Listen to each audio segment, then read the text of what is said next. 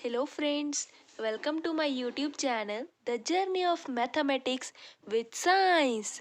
Students, हमने class में gravitation chapter के बारे में डिस्कस कर रहे थे। First of all I feel sorry कि मैं इतनी टाइम बाद वीडियोस लेकर आ रही हूँ। Actually students I am too busy, इसीलिए आपकी वीडियोस बनाने में थोड़ा सा लेट हो जाती हूँ। Okay, hope so you understand.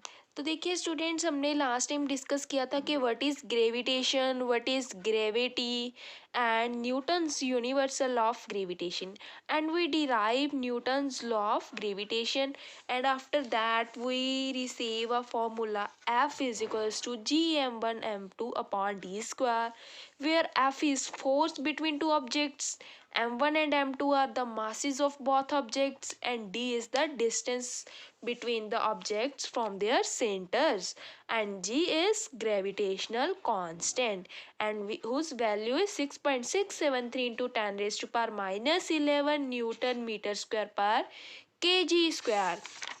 Clear. उसके बाद मैंने आपको जी की यूनिट्स बताई थी कि वो कैसी होती हैं और हमने कैसे इसको डिराइव कर सकते हैं। क्लियर। इसकी यूनिट्स है न्यूटन मीटर स्क्वायर पर केजी स्क्वायर।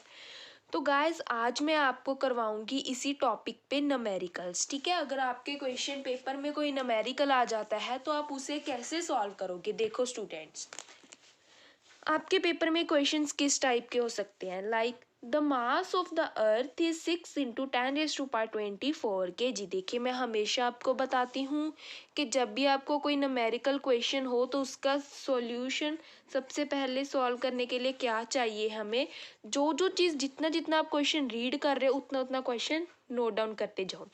हमें क्या चीज़ गिवन है, मास ऑफ अर्थ गिवन है।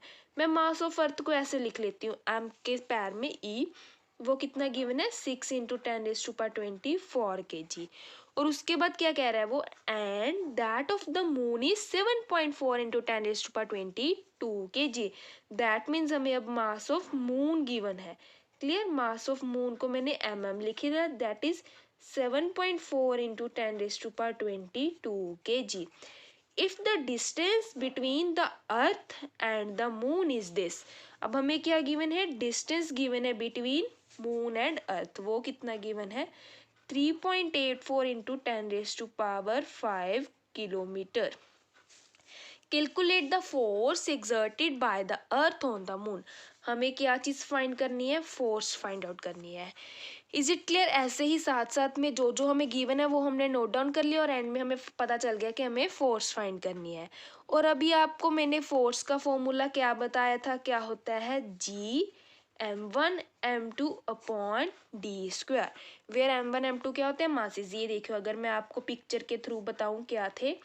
सपोज ये यहाँ पे हमको अर्थ एंड मून दिए हैं। सपोज कर लीजिए ये हमारी अर्थ है, ठीक है जी, और ये है मून। तो क्या है, इसका मास हमें दैट मीन्स m1 लिख लो, या फिर आप me लिख लो, ठीक है, या फिर m और स्मॉल m ऐसे लिख लो। तो उसकी वैल्यू क्या है, 6 इंटू 10⁻24 kg।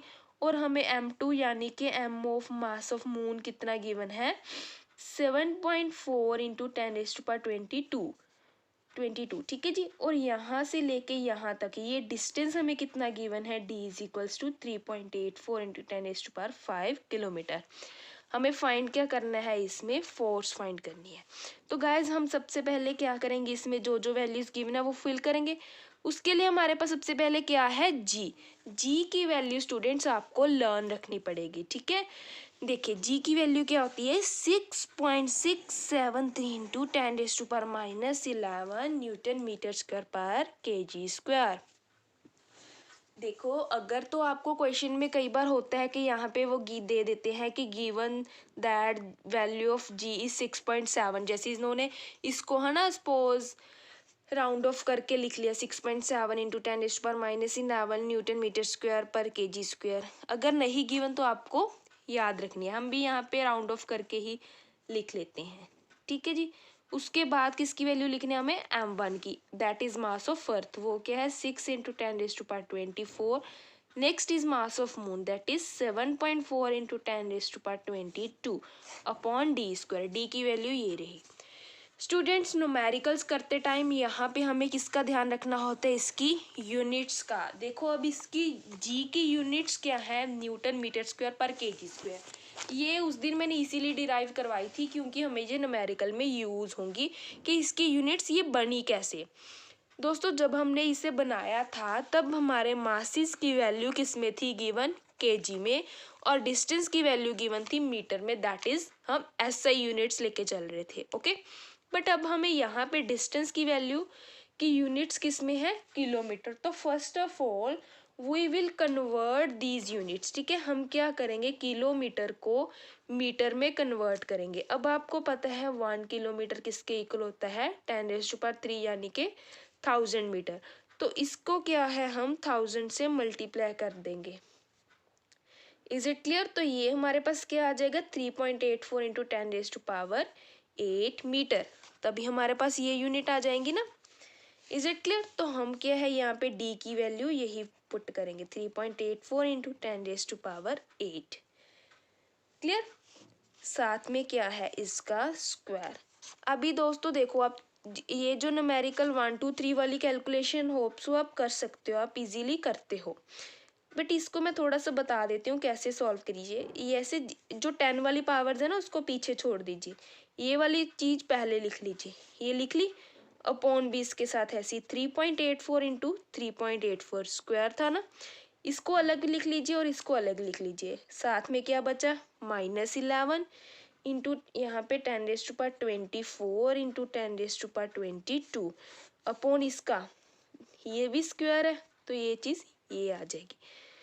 अभी देखिए दोस्तों ये जो वैल्यू है इसको सोल्व करके हमारे पास क्या आएगा। ठीक है, मैं सिर्फ इसका बता रही हूँ, इस पोर्शन का क्या होती है, जब बेसिस सेम होते हैं तो पावर्स क्या होती हैं, ऐड।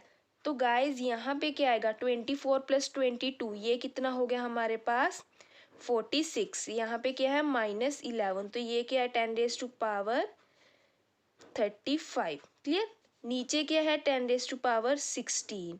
तो अभी ऊपर जाके ये क्या होएगी माइनस, यानी कि हमारे पास यहाँ पे क्या आ जाएगा 19।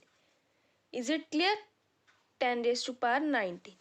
और ये जो पार्ट है इस पार्ट को सॉल्व कर लेना आप, इसकी वैल्यू आपके पास आएगी 20.2 कुछ समथिंग। क्लियर।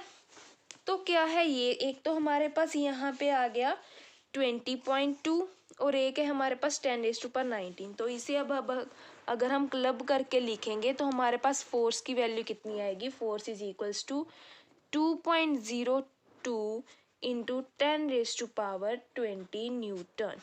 ठीक है जी। तो दोस्तों हमें इसमें क्या फाइंड करना था, force exerted by the earth and moon. तो क्या है इस क्वेश्चन का मीनिंग कि अर्थ मून को अपनी तरफ एक्सर्ट कर रही है with the force of 2.02 into 10⁻20 Newton force के साथ। Is it clear students. ठीक है, तो इसी तरह के कुछ क्वेश्चंस आएंगे आपको, कुछ क्वेश्चंस इस तरह के भी हो सकते हैं कि जिसमें आपको फोर्स गिवन होगी बट आपको मासेस भी गिवन होंगे, आपको डिस्टेंस फाइंड करना होगा, या फिर डिस्टेंस गिवन होगा, एक ऑब्जेक्ट का मास गिवन होगा, फोर्स गिवन होगी और आपको दूसरे ऑब्जेक्ट का मास फाइंड करना होगा। या फिर स्टूडेंट्स कई बार ऐसे भी क्वेश्चन आ जाते हैं कि प्रूव करो जी की वैल्यू यही होगी। तो उसके लिए क्या आपको पर्टिकुलर फोर्स और मासिस डिस्टेंस की वैल्यू गिवन होगी, तब हमारे जी की वैल्यू ये आ सकती है।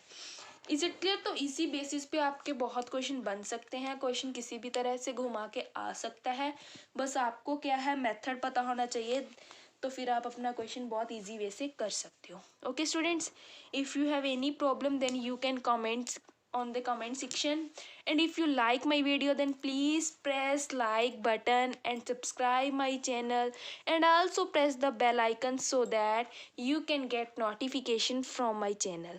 Okay students, thank you, bye bye, take care.